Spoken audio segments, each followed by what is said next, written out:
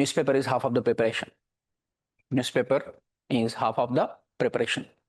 If you don't read newspaper, రెండు సబ్జెక్టులు ఎత్తిపోతాయి. Very clearly I'm telling you, because international relations is something that changes very day to day. And India is a big power in the world today. India is the largest democracy. It is the fourth or fifth or sixth biggest democracy, biggest economy.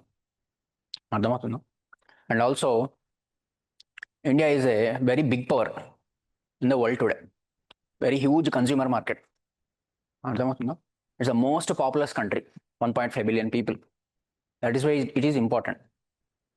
The weightage of international relations will only keep increasing. కనిపించడానికి 50 మార్కులు కనిపించినా కూడా ఇంకా పెరుగుతూనే ఉంటుంది ఫ్యూచర్లో పోయే కొద్దీ. if changes might take place in groups exam also, IR separate paper పెడతారు ఫ్యూచర్లో. నేను చెప్పేది ఏంటంటే ఇంపార్టెన్స్ అనేది రోజు పెరుగుతూనే ఉంది. If you can see, you might have seen, even if you don't understand the subject, PM Modi visits multiple countries, right? He recently visited Indonesia. He recently visited Australia, New Zealand, and all these countries. Antana kada? So multiple countries he is visiting, and every country has certain purpose. For example, Australia has told in the recent times, Australia has the world's largest reserves of uranium. Uranium reserves Australia దగ్గర ఎక్కువ ఉన్నాయి ప్రపంచంలో. And uranium can be used in two ways. One thing is you can produce nuclear power, electricity produce చేయొచ్చు. Okay, so nuclear fission వల్ల ఏం చేయొచ్చు, electricity produce చేయొచ్చు with uranium. And with uranium you can also make nuclear bombs. అర్థమైందా? And మన economy అనేది ఇంకా increase అవుతూనే ఉంది. Hyderabad it self is transforming. Multiple cities are coming. We are building Amravati. We are building Vizag, Visakhapatnam. So many investments we are asking. We are developing tier 2 cities like Warangal, Tirupati, Vijayawada. So మనం ఏం చేస్తామంటే we are becoming more and more urbanized. Villages నుంచి cities వచ్చేవాళ్ళు, towns వచ్చే వాళ్ళ సంఖ్య పెరుగుతుంది. So when these people migrate towards the urban areas, obviously the consumption of electricity is very high in the urban areas. అర్థమవుతుంది? And similarly industries also require. అంతమందిని investments పెట్టమని చెప్పినప్పుడు ఎలక్ట్రిసిటీ కావాలా లేదా? ఐటీ కంపెనీస్కి ఎలక్ట్రిసిటీ లేకపోతే ఇంకోసారి పెట్టుబడులు పెడతాయా, ఇన్వెస్ట్మెంట్ పెడతాయా? పెట్టవు. అర్థమైందా? పెద్ద పెద్ద కంపెనీస్కి కూడా ఏం కావాలి? ఎలక్ట్రిసిటీ కావాలి. So as our population is growing, as we are more and more industrializing, as our urbanization rate is growing, there will be more and more demand for electricity in the future. అందుకోసమే మీరు elections అప్పుడు చూస్తే కూడా రైతులకి పలానా కొన్ని గంటలు free ఉచిత కరెంటు అని అంటారు. అర్థమైందా? Electricity is that much important. It is a life line for everything, every sector it is life line. ఇప్పుడు మనం ఎలక్ట్రిసిటీ ఎట్లా ప్రొడ్యూస్ చేస్తున్నాం? బొగ్గుతోనే ప్రొడ్యూస్ చేస్తున్నాం.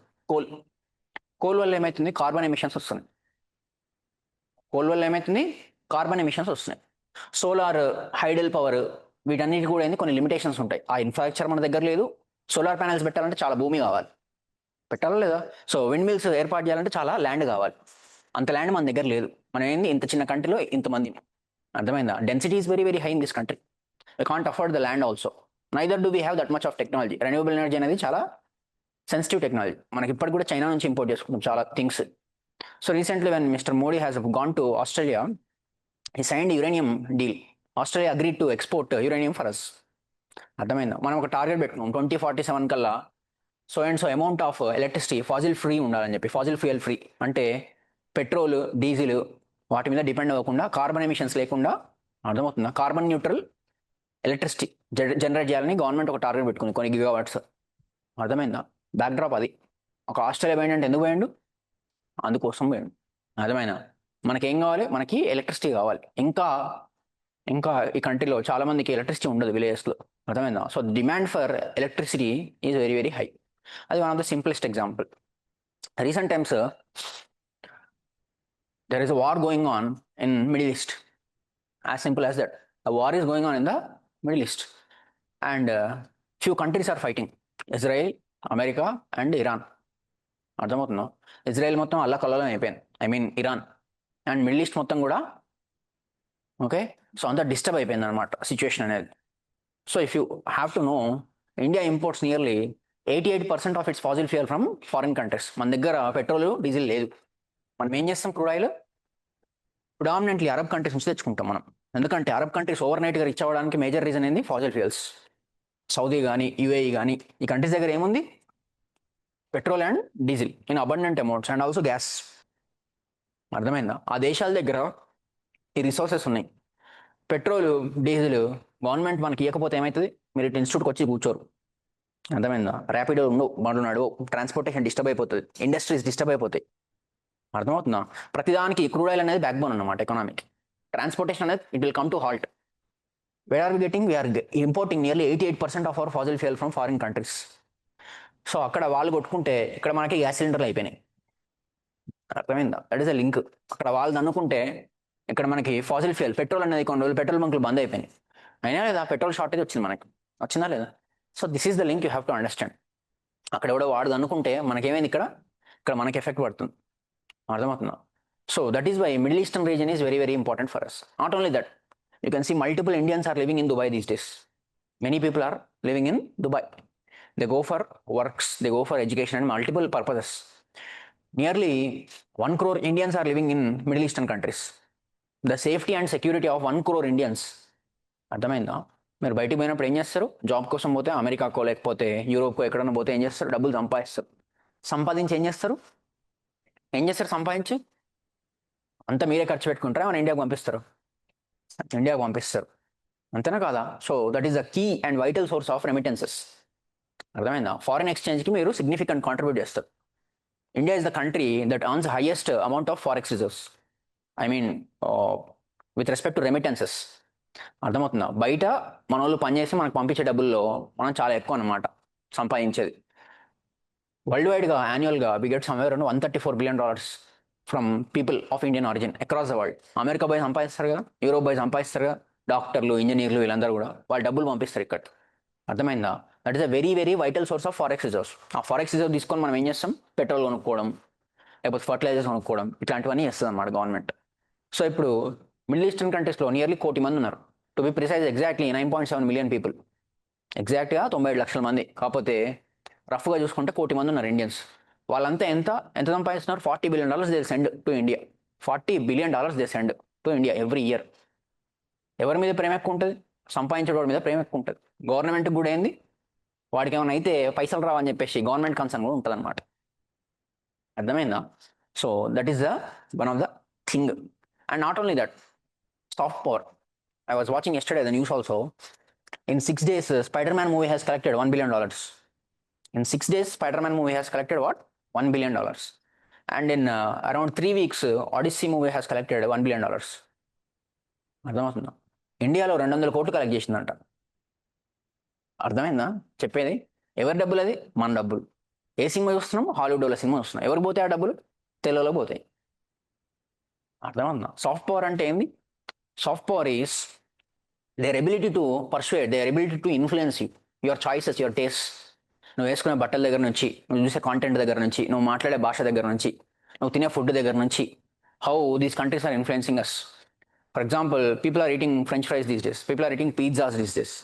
అవి your fathers and parents have eaten pizza any time in their life time? దొరికేదే కాదు. అర్థమైందా? Globalization వల్ల we became more and more dependent upon the western goods. We are using iPhone, we are using Samsung. అర్థమవుతుందా?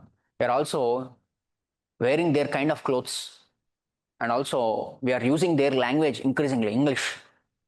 చాలా మందికి తెలుగు రాయడం రాదు, కానీ ఇంగ్లీష్ మాత్రం స్పష్టంగా నీట్గా రాసేస్తాడు, ఏదో మాతృభాష అన్నట్టు.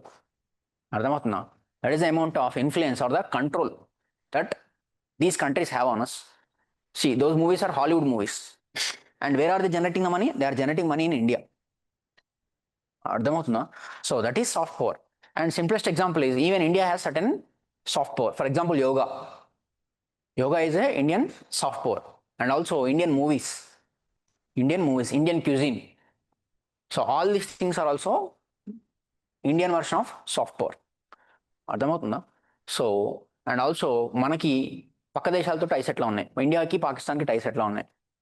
ఇండియాకి చైనాకి టైస్ ఎట్లా ఉన్నాయి? ఇండియాకి రష్యాకి టైస్ ఎట్లా ఉన్నాయి? ఇండియాకి అమెరికాకి టైస్ ఎట్లా ఉన్నాయి? These are the important things. అవన్నీ న్యూస్ పేపర్ చదివితేనే వస్తాయి. అందరూ చదవాలి, న్యూస్ పేపర్ చదవకపోతే అవ్వదు. అర్థమైందా? So international relations is nothing but relations between multiple countries. What kind of relations are there and why they are the way like that. For example, there is a province called Balochistan. అర్థమైంది? ఒక province ఉంటుంది Balochistan. They recently declare that they want to be free from Pakistan. So ఏమవుతుంది అని చెప్పేసి కనుక్కోవాలి, ఎందుకంటే అది మన neighbouring country and we are facing lots of issues from Pakistan.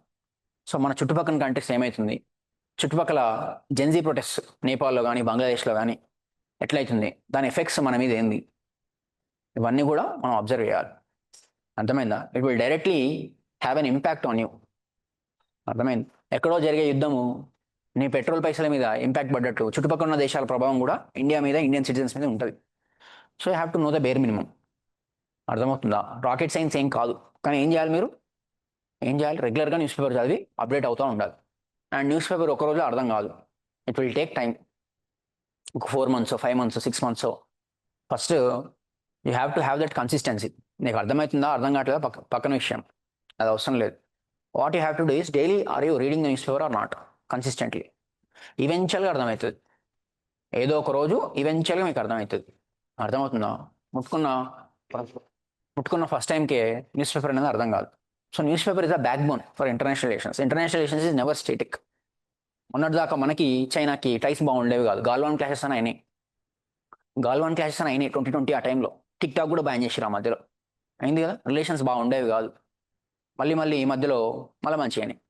మళ్ళీ ఏదో ఒక డిస్టర్బెన్స్ వస్తుంది, మళ్ళీ మంచిగా అవుతుంది. అర్థమైందా? ఏం జరుగుతుంది ఏంటని రెగ్యులర్గా మనం ఫాలో కావాలి, because you are civil servants, aspiring civil servants. అర్థమైందా? Similarly there is another subject called society. Society అంటే ఏం లేదు, society is the surroundings that are around you, the man's surroundings and also certain critical elements in the society. అర్థమవుతుందా? Man is a man is a social animal. Man is a social animal and he lives with other people, he lives with a family, he lives in school, he goes for work. So ఎప్పుడు అవతల మనిషితో interact అవుతూనే ఉంటాడు అనమాట. Society is nothing but a collective group of people living in a geographic space. అర్థమవుతుందా? So సొసైటీలో వచ్చే మార్పులు ఏంటి, changes, what kind of changes we are seeing in the society. For example urbanisation and also differences within urbanisation and slums. అర్థమవుతుందా? జూబ్లీహిల్స్లో ఉన్నట్టు life, financial డిస్ట్రిక్ట్లో ఉన్నట్టు లైఫ్, కోకాపేటలో ఉన్నట్టు లైఫ్ ఆర్టీసీ క్రాస్ రోడ్స్ దిల్సుఖ్నగర్లో ఉండదు. అర్థమైందా?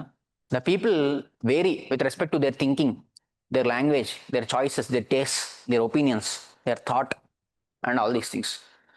సొసైటీలో ఉన్న చేంజెస్, సొసైటీలో వస్తున్న చేంజెస్ అండ్ సొసైటీలో important critical elements like caste, religion, regionalism, secularism, ఇట్లాంటి థింగ్స్ అన్నీ కూడా మీరు చదువుతారు. అర్థమవుతుందా? What is the role of caste in Indian society and difference between caste and వర్ణ. రీసెంట్గా వచ్చింది కదా ఒక start, ministry of social justice వాళ్ళు ఎంతమంది మాన్యువల్ స్కావెంజింగ్లో చచ్చిపోయారు అని చెప్పేసి డాటా ఇచ్చింది. ఒక 500 మంది ఏమో చనిపోయినట్టు డాటా ఇచ్చింది. తెలుసా మాన్యువల్ స్కావెంజింగ్ అంటే? తెలుసా తెలీదా? సో ఈ మోర్లు ఉంటాయి కదా, ఓపెన్ చేసి పెడతారు, ఆ మోర్లలో మనుషులను దింపించి క్లీన్ చేస్తారు. అర్థమైందా? సో మనకి క్లీన్లీనెస్ ఎట్లా వస్తుంది, మన శానిటేషన్, అర్బన్ మేనేజ్మెంట్, ఇదంతా ఎట్లయితే డ్రైన్స్ అవన్నీ క్లీన్ చేస్తారు, predominantly they are Dalits, scheduled caste పీపుల్ని ఏం చేస్తారు, వాళ్ళ పనే కాబట్టి, హిస్టారికల్గా షెడ్యూల్డ్ కాస్ట్ పని కాబట్టి ఇప్పటికి కూడా చాలామంది దానిలో పోయి చచ్చిపోతారు. ఎందుకంటే టాక్సిక్ గ్యాసెస్ అన్నీ కూడా దాంట్లో ఉంటాయి డ్రైనేజ్లో. అర్థమవుతుందా? హైదరాబాద్లో ఉన్న చెత్త మొత్తం ఏడు ఉంటుంది, డ్రైనేజ్లో ఉంటుంది. అర్థమైందా? From your poop to from your all kinds of ugliness coming from your houses and industries, everything is merge in to the drain waters. So దాని లోపల పంపిస్తే మనుషులు చాలామంది ఊపిరాడగా చచ్చిపోతారు. అది కామన్ థింగ్, రెగ్యులర్గా అయితేనే ఉంటుంది. అర్థమవుతుందా? సొసైటీలో what kind of role is caste playing or how caste is transforming? There are certain news that even foreign countries there are some caste societies. తెలుసా కాస్ట్ సొసైటీస్ ఉన్నాయి ఫారిన్ కంట్రీస్లో కూడా. So how caste is changing, how caste is reinventing and how caste is affecting people. And రీసెంట్గా కూడా few years back there was one sensational case in Hyderabad only, I don't want to take the name. A man was hacked from behind, honor killing. అర్థమైందా? Honour killing is specific to India. అర్థమవుతుందా? So the children when they go out against the wishes of their parents, what will they do to restore their honour? They will kill the children. అంతేనా? పరువు తీసింది అని అంటారు, లేకపోతే పరువు తీశాడు అని అంటారు. ఏం చేస్తారు? చంపేస్తారు. దాన్ని ఏమంటారు? హానర్ కిల్లింగ్ అంటారు. So how caste is changing. కొంతమంది కాస్ట్ లేదని అంటారు. Again we can see Brahmin matrimony, Kapu matrimony, we can see Vaishya matrimony or whatever matrimony. How caste is reinventing itself. For example, a movie can be called simply Arjun, but why it should be called Arjun Reddy? What are you trying to say with the surname Reddy? I'm not against any one, but still అర్థమవుతుందా? Government cost census తీసుకొని రావాలని అంటుంది. Creamy layer SC ఎస్టీలో ఉండాలా ఉండొద్దా? అర్థమవుతుంది. Creamy layer ఉండాలా ఉండొద్దా?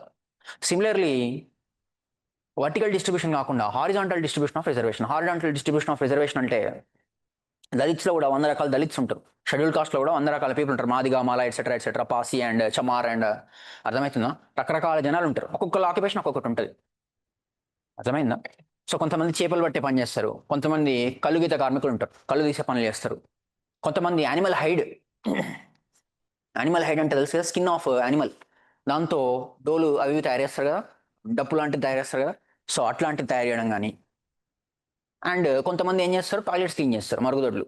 This is the nation where human beings were, ఒక మనిషి పూపి చేస్తే ఇంకో మనిషి చేతితో ఎత్తేస్తాడు. That is manual scavenging. అర్థమవుతుంది? సింపుల్గా చెప్పాలంటే your shit is cleansed by another person with their bare hands. You can see umpteen photos, you can see multiple photos with respect to manual scavenging. ఆ ప్రాక్టీస్ చాలా ప్రిడామినెంట్గా ఉంది. ఇప్పుడు కాస్ట్లో అందరికి reservation ఇచ్చేస్తాం. అర్థమవుతుందా? బీహార్లో ఒక కమ్యూనిటీ ఉంటుంది, షెడ్యూల్ కాస్ట్కి 15% ఎంత ఉంటుంది కదా రిజర్వేషన్. సో బీహార్లో ఒక కమ్యూనిటీ ఉంటుంది, Dalit community. They are called Musahar. Musahar అంటే మీనింగ్ ఏంటంటే they eat even today rats. ఇప్పుడు కూడా వాళ్ళు ఎలుకలు తిని బతుకుతారు. ఎందుకంటే పావర్టీ, వాళ్ళు సివిలైజ్ అవ్వలేదు, ఎడ్యుకేషన్ లేదు, వెనకబాటుతనం. సో కాస్ట్లలో కొంతమంది టాప్ క్రీమీ లేయర్ పీపులే ఎత్తుకొని పోతారు జాబ్లన్నీ.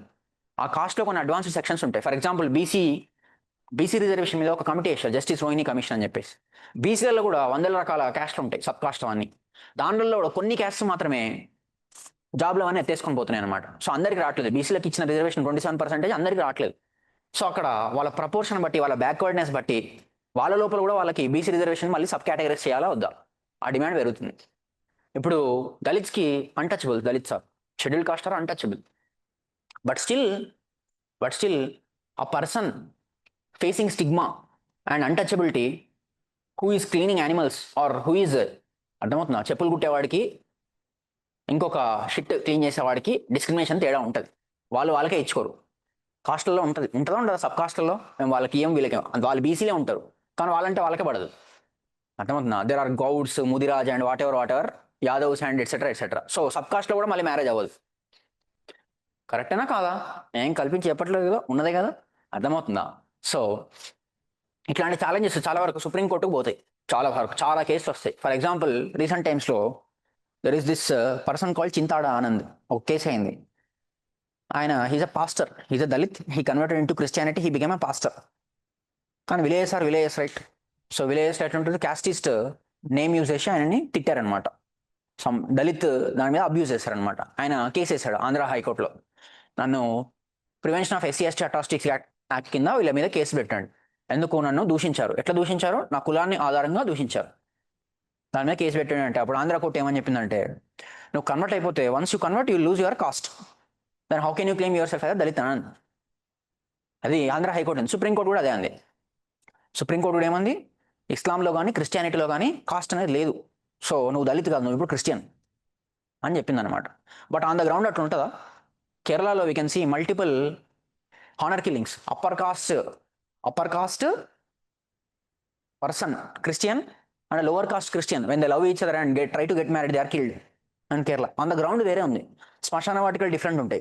దళిత్ క్రిస్టియన్ శ్మశాన వాటిక డిఫరెంట్ ఉంటుంది, అప్పర్ కాస్ట్ క్రిస్టియన్ శ్మశాన వాటిక డిఫరెంట్. చర్చిలు డిఫరెంట్ ఉంటాయి. అది సిక్కిజంలో ఉంది, ఇస్లాంలో ఉంది, కాస్టిజం దాంట్లో కూడా ఉంది ఆన్ ద గ్రౌండ్. అర్థమవుతుందా? సింపుల్గా చెప్పాలంటే many people convert into cost, many people convert into their religion, I mean like Christianity and etc, but they don't want to leave their caste is surname. For example, a Reddy converts into Christianity, but he don't leave that Reddy tag, he still carry forward that tag. అర్థమవుతుందా? క్రిస్టియానిటీలో convert అయినప్పుడు కూడా కాస్టిస్ట్ surname ఏదైతే ఉంటుందో దాన్ని carry forward చేస్తుంటారు. So ఇట్లాంటి అనేక సమస్యలు మనకి ఎప్పుడు సొసైటీలో కనిపించేవి, ఎప్పుడు సుప్రీంకోర్టులో తిరిగేవి. ఎప్పుడు మన కళ్ళ ముందర కనిపించేది. ఇట్లాంటివన్నీ కూడా మనము చదవాలి కాస్ట్లో. అర్థమవుతుందా? How caste is changing. ఇప్పుడు డైరెక్ట్ డిస్క్రిమినేషన్ ఉండదు. I was reading yesterday also some Mungekar committee was appointed. ఢిల్లీలో ఒక ఎయిమ్స్ కాలేజ్లో ఒక సబ్జెక్ట్లో ఎస్సీ ఎస్టీ పిల్లల్ని రిపీటెడ్గా ఫెయిల్ చేస్తున్నారు. ఫెయిల్ చేస్తే అది కోర్టుకు పోయింది. కోర్టు ఒక కమిటీ వేస్తే కావాలనే వాళ్ళని ఫెయిల్ చేస్తున్నారని బయటకు వచ్చింది. Institutional discrimination within the system. అర్థమవుతుందా? SC ST people, I think Rohith Vemula, you have heard that name.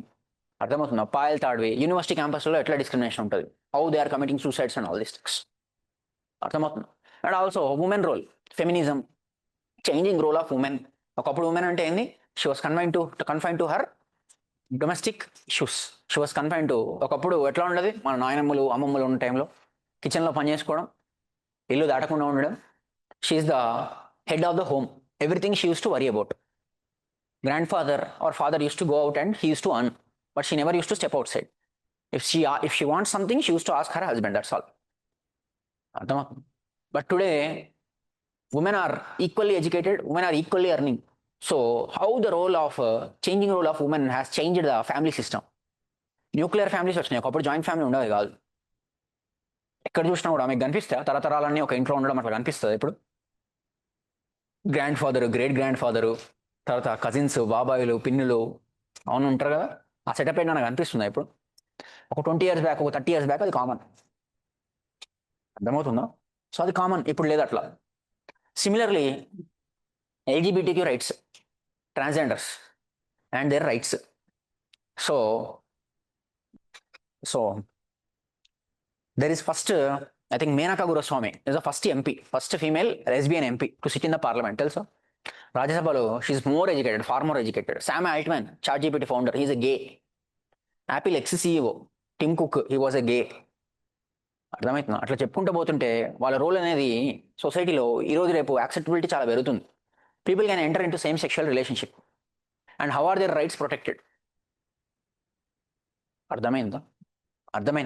Sabarimala case ఉంది. Menstruating women must not enter in to the temple premises, that is the thing. అది కరెక్టా రాంగా? ఇంకా అది పోతుంది, ఇంకా judgement అనేది నడుస్తుంది. ఇస్లాంలో కానీ, క్రిస్టియానిటీలో కానీ, హిందూయిజంలో కానీ, డిఫరెంట్ రిలీజియస్లో కానీ ఉమెన్ మీద డిస్క్రిమినేషన్ ఎట్లా ఉంది, ఆర్ సర్టెన్ డిస్క్రిమినేటరీ ప్రాక్టీసెస్ ఎట్లా ఉన్నాయి. అర్థమైందా?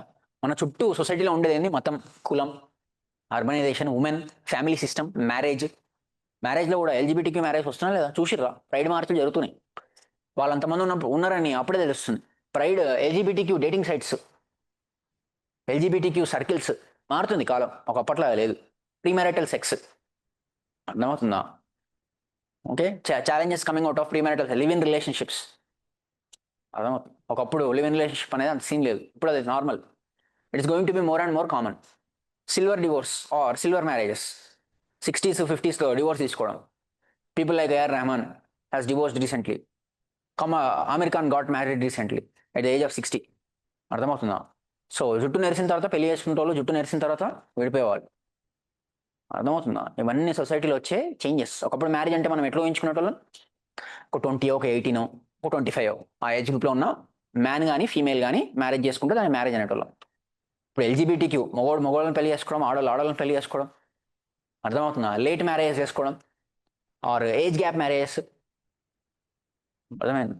ఎ man marrying women very much older than him. అర్థమైంది? A women marrying a man younger than her. అర్థమైంది? ఇన్స్టిట్యూషన్ చేంజెస్ వచ్చే, సొసైటీలో వచ్చే చేంజెస్ నేను చెప్పేది. People are no more eating home cooked food. ఒకప్పుడు రెగ్యులర్గా 3 పూటలు హోమ్ కుక్డ్ ఫుడ్ తింటాం. ఖచ్చితంగా నాకు తెలిసి మీ అందరిలో వారంలో కనీసం ఒక 3 పూటలను మీరు బయట తింటారు. కరెక్టా రాంగా? ఏదో ఒకటి తింటారు బయట, రోడ్డు మీద ఏదో బిర్యానీయో లేకపోతే ఏదో ఒకటి, దోశ, ఏదో ఒకటి మీరు బయట తింటారు. How quick commerce has changed humans life. Quick commerce, instant gratification. 15 నిమిషాల్లో ఏమొస్తుంది? అన్నీ వస్తాయి 10 నిమిషాల్లో ఆర్డర్ పెడితే. అర్థమవుతుందా? డ్రెస్సుల దగ్గర నుంచి అన్నీ వస్తాయి, బట్టల దగ్గర నుంచి, యూటెన్సిల్స్ దగ్గర నుంచి, whatever you need. How quick commerce has transformed urbanisation and availability of ఇట్లా డిఫరెంట్ ఫుడ్స్, ట్రాన్స్ ఫ్యాట్స్. మొన్న మహారాష్ట్రలో ఒక యాక్ట్ తీసుకొని వచ్చారు కదా, స్కూల్స్ ప్రిమైజెస్లో 50 meters దూరంలో జంక్ ఫుడ్ ఇవేవి అమ్మడానికి వీల్లేదని చెప్పి మహారాష్ట్ర గవర్నమెంట్ చెప్పింది. చెప్పిందా లేదా? సో జంక్ ఫుడ్ అదంతా తిని మీరు చిన్న ఉన్నప్పుడు అవైలబిలిటీ లేదేమో అని ఇప్పుడు ఉంది. పిజ్జాలు, సమోసాలు ఇవన్నీ కూడా చాలా ఎక్కువ తింటున్నారు. పిల్లలకి డబ్బులు కూడా ఎక్కువ వచ్చేసినాయి ఇప్పుడు, పర్చేసింగ్ పవర్ పెరిగింది. సో పిల్లలు ఏం తింటున్నారు? చెత్తంతా తింటున్నారు. చెత్తంతా తింటే ఏమైపోతుంది? Childhood diabetes, childhood cardiovascular diseases, childhood obesity, child dental issues. అర్థమవుతుందా? ఇవన్నీ వస్తున్నాయి. ఇండియాలో obesity is becoming very very huge issue, very very big issue. అర్థమైందా? సో ఇట్లాంటి థింగ్స్ అన్నీ కూడా మీరు చదువుతారు. What is culture, what you mean by regionalism, why Telangana and Andhra has split up, regional issues, why north Indians are not tolerated. It's not tolerated, but Hindi and Kannada clash, Hindi and Telugu clash, Hindi and Tamil clash, language related issues. అర్థమవుతుంది? ఒక మనిషికి language కూడా important కదా. What is the scheduled tribe? Tribes అంటే ఎవరు? వాళ్ళకి government ఇచ్చిన scheme లేనిది, గవర్నమెంట్ తీసుకొచ్చిన థింగ్స్ ఏంది వాళ్ళని కాపాడడానికి, వాళ్ళ వెల్ఫేర్ కోసం గవర్నమెంట్ తీసుకొచ్చింది ఏంది? What you mean by uniform civil code? Uniform civil code అని కనిపిస్తుంది అప్పుడప్పుడు న్యూస్లో. సెక్యులరిజం అంటే ఏంది? ప్రియాంబుల్లోనే ఉంటుంది కదా మీకు. చూసారా ప్రియాంబుల్? చదివారా ఒకసారి?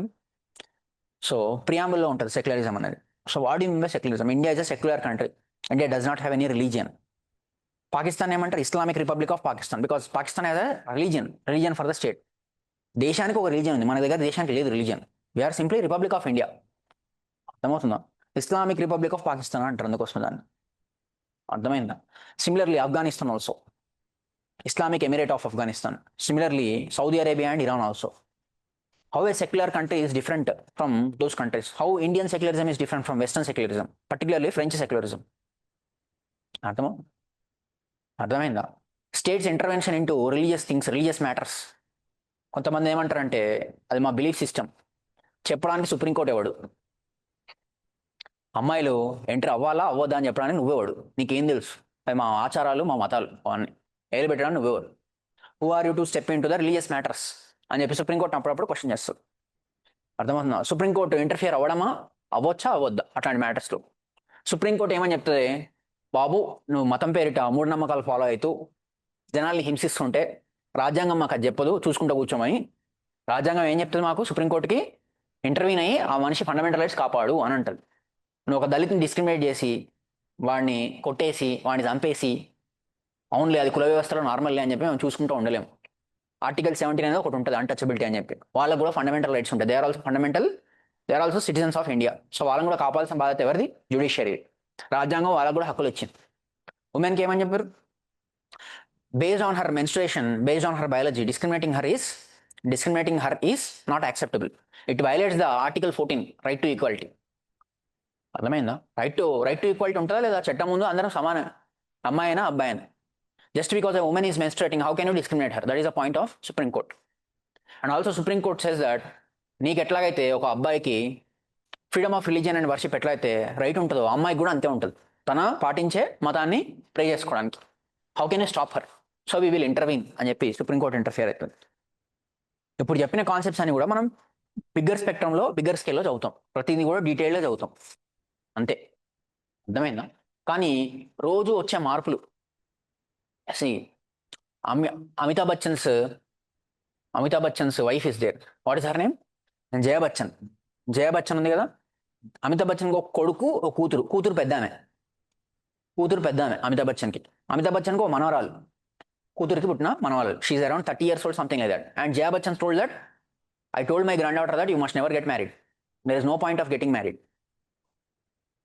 పెళ్లి చేసుకోకు, పెళ్లి అనేది అవుట్డేటెడ్ ఐడియా అని చెప్పింది. అర్థమైందా? ఎవరు చెప్పారు? అమితాబ్ బచ్చన్ వాళ్ళ వైఫ్ చెప్పింది. అర్థమైందా? చాలా మంది ఇప్పుడు మీరు చూస్తే 30 years వచ్చినా, 40 years వచ్చినా, 50 years వచ్చినా వాళ్ళు పెళ్లి చేసుకుంటారా? కొంతమంది హీరోలు, హీరోయిన్లు, for example actor Trisha or many other actors, are they marrying? Even if they are reaching 40, even if they are reaching 50, they are not getting married. అర్థమైందా? So how social norms are changing in the society. అర్థమవుతుందా? How living culture is growing. అది ఒకటే కాకుండా surrogacy అనే concept ఉంటుందా ఉండదా? అద్దె గర్భం అంటారు, rental wombs. So they use the womb of another women by placing their eggs, fertilized eggs into the womb of another woman. So that womb is like a factory. ఆ బాబు పెరగడానికి. So Shah Rukh Khan's kid was born like that, right?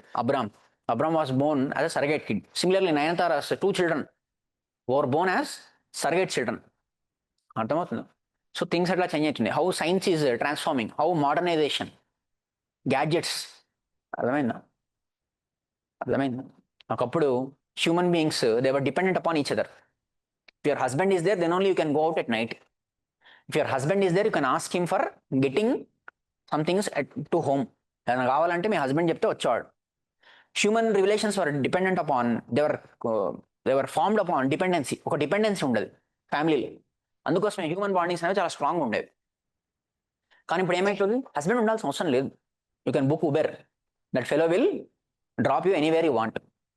And also you can get Instamart, what ever you want, Instamart will deliver at your door step. So how technology is changing society and society related changes, human relations and many other things. అర్థమవుతుంది. ఇవన్నీ కూడా ఇప్పుడు చెప్పినవన్నీ కూడా సొసైటీలో మీకు వస్తాయి. అర్థమైందా? అర్థమైందా? సో ఇవన్నీ కూడా మీరు ఎక్కడి నుంచి అబ్జర్వ్ చేయాలి? ఇవన్నీ న్యూస్ పేపర్లో వచ్చేవి మీరు అబ్జర్వ్ చేస్తూ ఆలోచించాలి. Why things are changing like that, how things are moving like that. Today I have to tell you, ఒకప్పుడు యావరేజ్ ఏజ్ ఆఫ్ మ్యారేజ్ వచ్చేసి 23, 22, 25 వరకు మ్యారేజ్ చేసుకునే వాళ్ళు. ఇప్పుడు చేసుకుంటున్నారా? 30 years is the new trend. People are waiting till 30. అర్థమవుతుందా? And POCSO related issues, prevention of child sexual offences. అర్థమవుతుందా? మన దగ్గర ఏమవుతుంది, అండర్ ఏజ్ అంటే 18 years కన్నా బిలో ఉన్న అమ్మాయిని కానీ అబ్బాయిని కానీ ఎక్స్ప్లాయిట్ చేయొద్దు సెక్షువల్గా. అర్థమవుతుందా? POCSO related challenges. పాక్సో మీద ఇప్పుడు చాలా చర్చ ఉంది, డిబేట్ ఉంది. ఏంటి అంటే age of consent for sex. ఎంతమంది దగ్గర ఇండియాలో age of consent for sex? 18. Age of consent for marriage is different, age of consent for sex is different. 18 ఏళ్ళు నిండితే నువ్వు సెక్స్ చేయొచ్చు ఎవరితో అయినా కూడా. That is your body autonomy, that is your fundamental right. 18 ఏళ్ళు వస్తే నీకు పెళ్లి చేసుకోవచ్చు నీకు నచ్చిన వాళ్ళు. అది అమ్మాయిలకి. అబ్బాయిలకి అయితే 21 ఏళ్ళు. అర్థమైందా? అబ్బాయిలకి 21 ఏళ్ళు పెళ్లికి. అబ్బాయిలకి సెక్షువల్ రైట్స్ ఎప్పుడు వస్తాయి? 18కి. కానీ ఫారిన్ కంట్రీస్లో మీరు చూస్తే చాలా కంట్రీస్లో 16, 15, 14, 13 ఇట్లా ఉంటాయి అన్నమాట. 12 కూడా ఉంటాయి. అర్థమైందా? ఏజ్ ఆఫ్ కన్సెంట్ ఎంత ఉంటుంది? 12, 13, 14, 15 కూడా ఉంటుంది. సో చాలా మంది జడ్జెస్ ఇప్పుడు ఏం మాట్లాడుతున్నారంటే, today's children are more and more exposed, they are much more better educated, they have access to gadgets and all these things. ఇప్పుడున్న పిల్లలకి education, they are educated, they are well informed అంటే అన్ని తెలుస్తున్నాయి వాళ్ళకి. వాళ్ళ దగ్గర ఫోన్లు ఉంటున్నాయి, వాళ్ళు they are getting expose to all the kinds of content.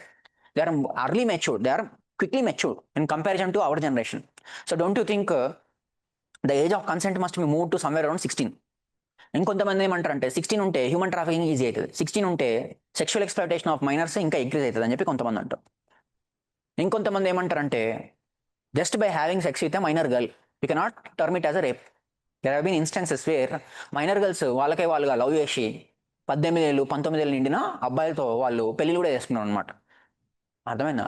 Law terms ఎట్లా చూస్తుంది, లా ఎట్లా చూస్తుంది, సుప్రీంకోర్టు జ్యుడిషియరీ ఎట్లా చూస్తుంది, 18 ఏళ్ళు నిండకపోతే అది క్రైమ్ అన్నట్టు చూస్తుంది. కానీ మైనర్స్ ఏం చెప్తున్నారు, మా ఇష్టపూర్వకంగానే వీఆర్ ఇన్ ఏ రిలేషన్షిప్ అని చెప్పి చెప్తున్నారు. So there must be something called Romeo Juliet age gap. Romeo Juliet age gap అంటే ఒక 16 ఏళ్ళ యువతి 19 years అబ్బాయితో రిలేషన్షిప్లో ఉండొచ్చు, 2 to 3 years ఎగ్జామ్షన్ ఉండాలి అని చెప్పి ఒక డిమాండ్ రైజ్ అవుతుంది. ఫారిన్ కంట్రీస్ ఎట్లా ఉంటుంది అంటే, అందుకోసమే a 15-year-old can be in a relationship with a person of 19 years old or 18 years old. 2 to 3 age gap, 4 years 5 years age gap ఉంటుంది. ఆ ఏజ్ గ్యాప్లో permitted, that is called Romeo Juliet age gap exemption. అర్థమవుతుందా? So how POCSO is misused. అమ్మాయి వెళ్ళిపోతే అమ్మాయి ఇష్టపూర్వకంగా వెళ్ళిపోతుంది. Elopement అంటారు. ఎలోప్మెంట్ అంటే ఏంది? లేచిపోవడం. సో అమ్మాయి వెళ్ళిపోతుంది, మా పరువు పోయిందని వీళ్ళు ఫీల్ అవుతారు పేరెంట్స్. అది తీసుకొచ్చి ఏం చేస్తారు, వాడు దొంగ, ఆ అబ్బాయి మా అమ్మాయిని కిడ్నాప్ చేశాడు, పాక్సో కేసు వేయండి అని చెప్పి. పాక్సో సెక్షన్స్ చాలా స్ట్రింజెంట్ ఉంటాయి, వాడు ఒకసారి పోతే మళ్ళీ బయటికి రాడు. So POCSO is being misused by parents. POCSO is being misused by parents to punish certain guys, certain men అని చెప్పి అది కూడా ఒక క్రిటిసిజం ఉందన్నమాట. అర్థమైందా? So these things are particularly studied in Indian society and also international relations. So international రిలేషన్స్లో Indian సొసైటీలో ఈ థింగ్స్ అనేవి మనకు వస్తాయి. అండ్ ఇవన్నీ కూడా టెక్స్ట్ బుక్ మనం ఇచ్చే మ్యాటర్ని మీరు చదువుతూనే at the same time you have to be better equipped with news paper knowledge. News పేపర్లో వచ్చే చేంజెస్ని అబ్జర్వ్ చేసి నేర్చుకోవాలి. సంథింగ్ కాల్డ్ కమ్యూనలిజం అంటే ఏంది? Clash on the basis of religion. అర్థమైందా? బాబ్రీ మసీద్ ఇష్యూ, అర్థమైందా? Gyanvapi issue, Mathura temple issue, Srikrishna temple issue. So ఇట్లా కొంతమంది ఏమంటారు, ఈ మస్జిద్ కింద ఒకప్పుడు టెంపుల్ ఉంది, సో దీన్ని కూలగొట్టి మళ్ళీ టెంపుల్ కట్టాలి అని చెప్పి అంటారు అనమాట. ఆ గొడవలు చాలా నడుస్తూ ఉంటాయి అనమాట. So these kind of things also will be studying. అర్థమవుతుందా? So communal clashes like Babri Masjid clashes and also clashes in Bombay clashes of 1990s. అర్థమవుతుందా? సో ఇట్లాంటివన్నీ కూడా మనము కమ్యూనల్ రిలేటెడ్ ఇష్యూస్ కూడా will keep studying in society. అర్థమైందా? Any doubts are there? సిలబస్ని రెగ్యులర్గా చూడడం స్టార్ట్ చేయండి. సిలబస్ ఫస్ట్, పీవైక్యూస్ నెక్స్ట్, రాయించిన క్లాస్ నోట్స్ బాగా చదవండి. చదివిన తర్వాత న్యూస్ పేపర్ రెగ్యులర్గా చదవండి. Those are fundamentals. So class notes ఏదైతే ఉంటుందో అది బాగా చదివేసి తర్వాత న్యూస్ పేపర్ రెగ్యులర్గా చదవడం, సిలబస్ పక్కన పెట్టుకోవడం, పీవైక్యూస్ చూడడం, ఎట్లా క్వశ్చన్స్ అడుగుతున్నాడు ఆ టాపిక్ మీద, ఇవన్నీ కూడా మీరు చూసుకోవాలి.